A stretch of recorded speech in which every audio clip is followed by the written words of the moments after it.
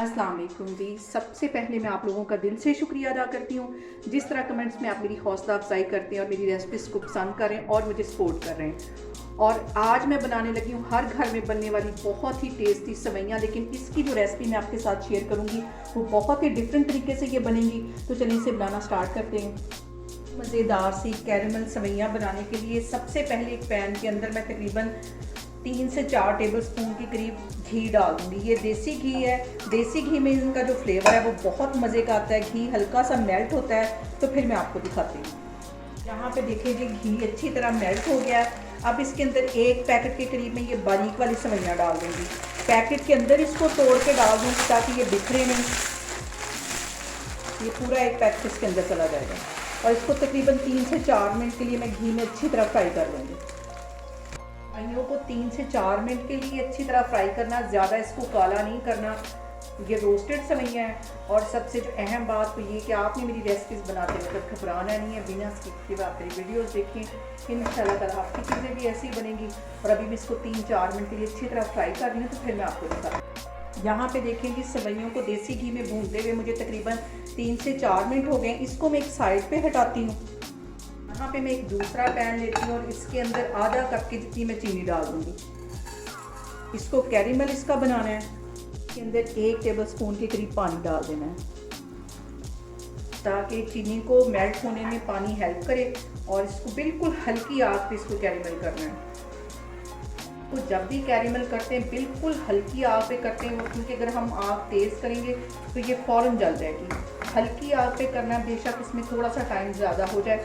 अब इसको मैं बिल्कुल स्लो आग के ऊपर इसको कैरेमल बना रही हूँ। तो फिर मैं आपको यहाँ पे देखें जी, हमारा जो कैरेमल है वो तैयार हो गया है। ये जो थोड़ी सी गुट्टियाँ नज़र आ रही हैं, दूध डालने के साथ ही ये भी मेल्ट हो जाएंगी। इसको जलाना नहीं है। यहाँ पे मैं इसमें दूध डालने लगी हूँ और यहाँ पे मैं इसके अंदर 2 कप के जितना दूध डाल दूँगी।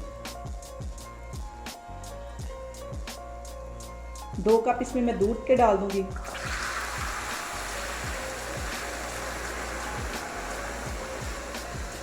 और आग यहाँ पे थोड़ी सी मैं तेज़ कर दूँगी ताकि चीनी और दूध अच्छी तरह मिक्स हो सकें। और इन सेवइयों का जो टेस्ट है, हम बाकी जो सेवइयाँ अक्सर घर में बनाते हैं उससे बहुत डिफरेंट किस्म का होता है। बहुत टेस्टी ये बनती हैं। और आपने एक दफ़ा अगर इसको ट्राई किया तो आप इसको बार बार बनाएंगी, इतनी टेस्टी बनती है। अब इसको थोड़ा सा ये जो चीनी इसके साथ मिक्स हो जाए तो फिर मैं ये दूध सेवइयों के अंदर डालती हूँ। और इस पैन को मैं एक साइड पे करती हूँ और सेवइयों वाला जो पैन है वो फिर चूल्हे पे रखती हूँ।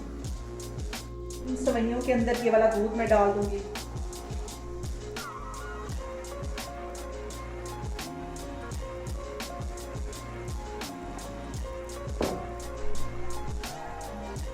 इसको अच्छी तरह एक दफ़ा मिक्स कर लेना है।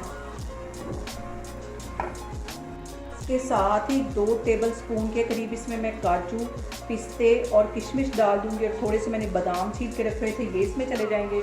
थोड़े से मैंने गार्निश के लिए बचा लिए।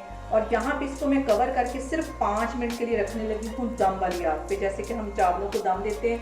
बिल्कुल हल्की आग पे इसको कवर करके छोड़ दूँगी। तो मैं आपको 5 मिनट के बाद दिखाती हूँ। यहाँ पे देखिए जी, सेवइयों को दम पे रखे हुए मुझे तकरीबन 5 मिनट हो गए। अब इसका मैं दम खोलती हूँ। इसको अच्छी तरह एक दफ़ा मिक्स कर लेना है। मज़ेदार सी हमारी सेवइयाँ तैयार हैं। इसको मैं डिश आउट करती हूँ तो फिर मैं आपको दिखाती हूँ। यहाँ पे देखें जी, मज़ेदार सी हमारी कैरेमल सेवइयाँ बनके तैयार हो गई हैं। सर्दियों की शामें और इतनी टेस्टी सेवइयाँ, हर एक का खाने को दिल करता है। आप लोग भी इसको लाजमी ट्राई करें और मुझे कमेंट्स में बताएं कि आपको मेरी रेसिपीज़ कैसी लगती हैं। और मेरी वीडियोस को ज़्यादा से ज़्यादा शेयर करें और मुझे सब्सक्राइब करें। और अपना बहुत सारा ख्याल रखें। इंशाल्लाह ताला मैं एक और वीडियो में आपके सामने आऊँगी। अल्लाह हाफिज़।